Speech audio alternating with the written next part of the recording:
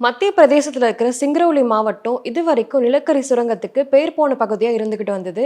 ஆனா இப்போ அந்த இடத்துல தங்கம் மற்றும் இரும்பு தாது பொருட்கள் இருக்கிறதா கண்டறியப்பட்டிருக்கு. தங்கத்துக்கான சுரங்க வேலைகள் ஏற்கனவே அந்த பகுதியில் ஆரம்பிச்சிருச்சு. சக்காரியா பகுதியில் இருக்கிற 23.6 ஹெக்டேர் பகுதி அகழ்வாராய்ச்சிக்காக கரிமா சுரங்க நிறுவனத்திற்கு ஒதுக்கப்பட்டிருக்கு.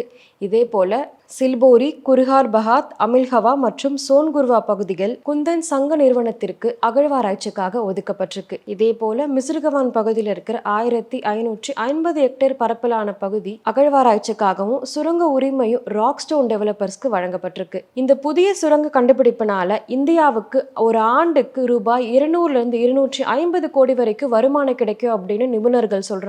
இது இந்தியாவுக்கு ஒரு புதிய நிதி ஆதாயமாகவும் அங்க இருக்கிற மக்களுக்கு ஒரு புதிய வேலை வாய்ப்பாக அமைய போகுது. ஏற்கனவே இந்திய புவியியல் ஆய்வு மையம் சொன்னது போல 1 டன் மண்ணில இருந்து 1 அல்லது 1.50 கிராம் தங்கம் கிடைக்கும் அப்படின்னு சொல்லப்படுது. பூமியோட ஆழத்தை துளைக்கும் அதிநவீனமான இயந்திரங்கள் இப்போ அந்த பகுதியில செயல்பட்டு இருக்கு. இன்னும் சில சுரங்கங்களுக்கு வனத்துறையோட அனுமதி பாக்கி இருக்கு. அதுவுமே விரைவில் அளிக்கப்படும் அப்படின்னு சொல்றாங்க.